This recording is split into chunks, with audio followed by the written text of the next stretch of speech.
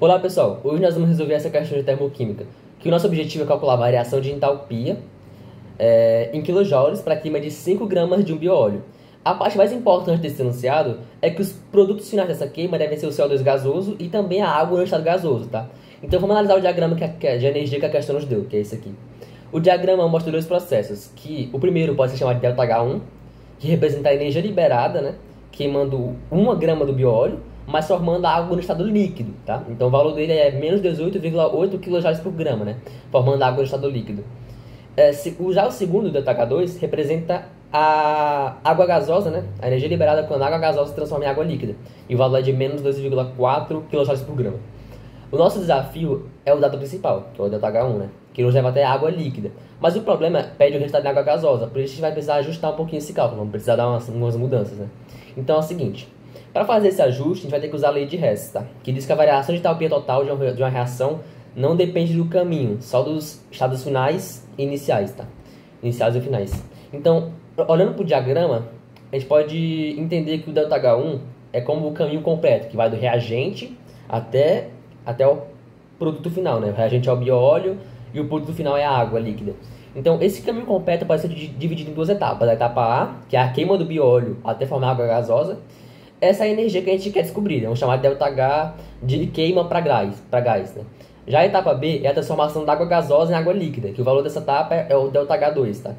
Então, podemos dizer que o caminho completo é a soma dessas duas etapas. Então, a gente pode dizer que a gente pode montar a fórmula agora, né, com o valor que nos interessa, tá? Então, vamos fazer o seguinte. A gente pega que a nossa fórmula ficou mais ou menos assim. ΔH1, que é a ΔH de queima para gás, somado com o ΔH2. Para a gente descobrir o ΔH de queima para gás, a gente precisa isolar ele na equação, passando ΔH2 para o outro lado da fórmula, que fica assim, ΔH da queima para o gás é igual a ΔH1 menos ΔH2, então está subtraindo. Agora é só substituir os valores, que o ΔH1 é menos 18,8 e o ΔH2 é menos 2,4. Então o cálculo fica assim, menos 18,8 menos 2,4.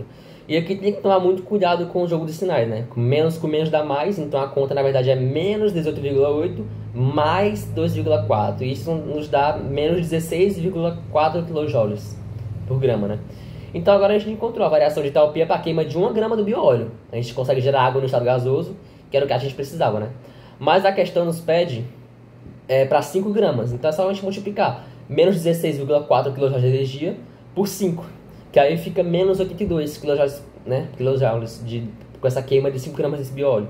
E essa é a nossa resposta final. A variação de entalpia para a queima de 5 gramas de um bióleo, gerando CO2 e água no estado gasoso, é de menos 82 kJ, tá? Eu espero que a resolução tenha ficado clara e obrigado por assistir. Bom, hoje eu vou explicar a questão 16 do slide que o senhor passou. A questão 16 pede para a gente identificar qual substância libera mais energia quando entra em combustão. E essa energia, ela tem que ser liberada por quilograma. Na questão, ele entrega a tabela. Então, a gente tem todos os dados necessários para a gente resolver ela. Porém, a gente tem que achar as massas molares, que estão aqui escritas. E com essas massas molares, a gente vai ter que identificar a energia por quilograma, que é com essa fórmula aqui, que é a energia por mol dividido pela massa molar em quilomol. Quando a gente termina todas as contas, a gente encontra esses resultados. E a gente consegue comparar e perceber que o hidrogênio é o que mais libera energia por quilo. Ou seja, quando a gente vai na questão e procura nas alternativas, a gente vai achar a letra E, hidrogênio. Boa tarde, eu vim resolver aqui o exercício 22 da lista. Aí aqui a gente tem um exercício que se resolve, que se trata da formação do benzeno C6H6 e o acetileno C2H2, que é por trimetrização. Ou seja, 3 moléculas de acetileno se formam para juntar e criar uma de benzeno. Como a variação de entalpia não é fornecida diretamente dessa reação, a gente resolve pela lei de Hess. A combustão do acetileno libera menos 310 cal por mol, enquanto a do benzeno libera menos 780. Multiplicando a acetileno por 3 e invertendo a do benzeno, a gente obtém 150 calorias. Menos 150.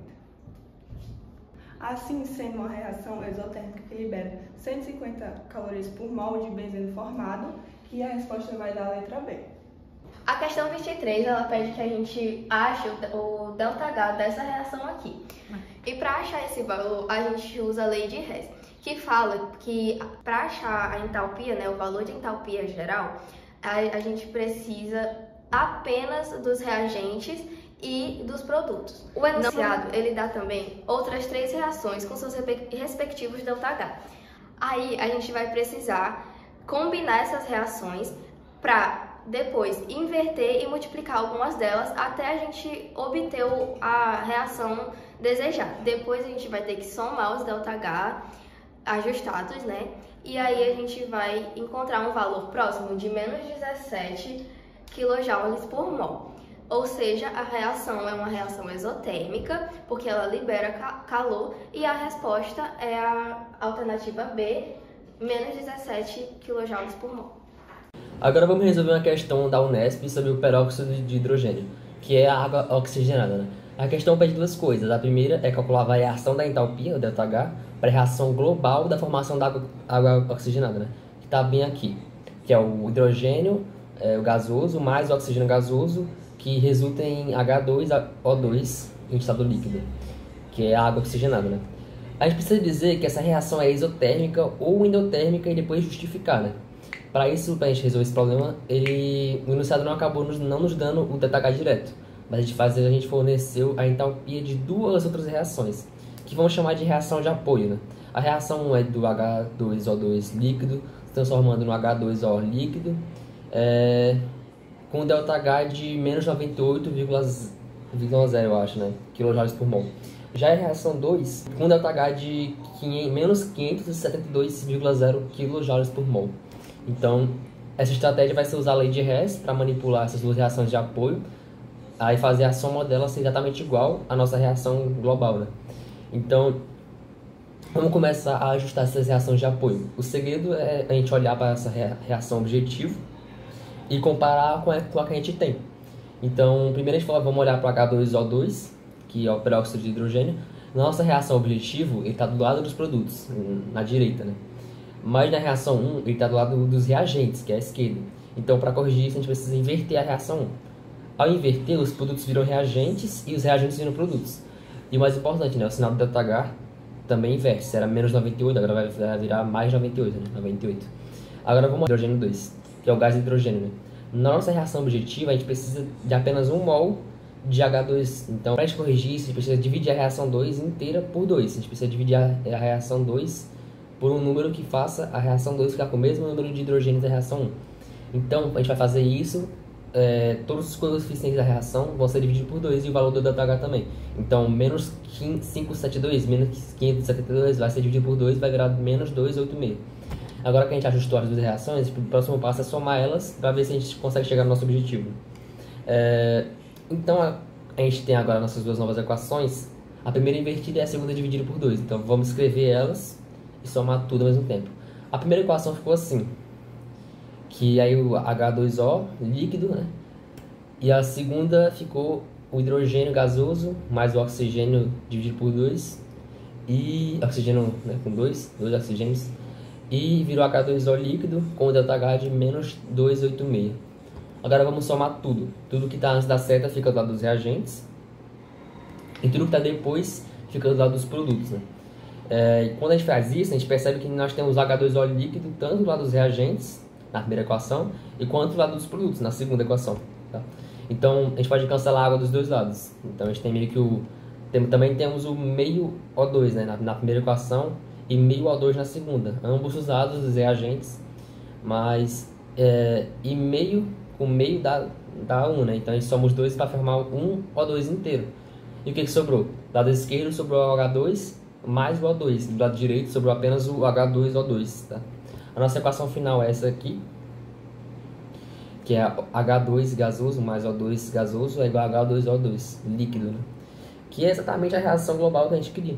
A equação das equações deu certo, agora só precisa somar os valores da ΔH que a gente encontrou, que é mais 98 mais menos 286, que vai dar menos 188 kJ por mol. E aí com isso a gente responde a primeira pergunta da questão, E aí vamos finalizar agora pro item B, que é pra gente terminar, vamos responder a segunda pergunta, né? Que é saber se essa reação é exotérmica ou endotérmica. Bom, pra gente saber, a regra é muito simples, né? Se o ΔH é negativo, a reação libera calor, e é classificada como exotérmica. Então, no caso aqui, como essa reação é menos 188, então é reação exotérmica. A justificativa é justamente essa, porque a variação de entalpia da ΔH negativa acaba indicando um processo que libera calor, que não é absorvido, né? A reação, ela libera calor para o ambiente. E com isso a gente resolveu a questão por completo. Espero que tenha sido bem a explicação. E a lei de Hess foi aplicada nessa questão para solucionar. Muito obrigado.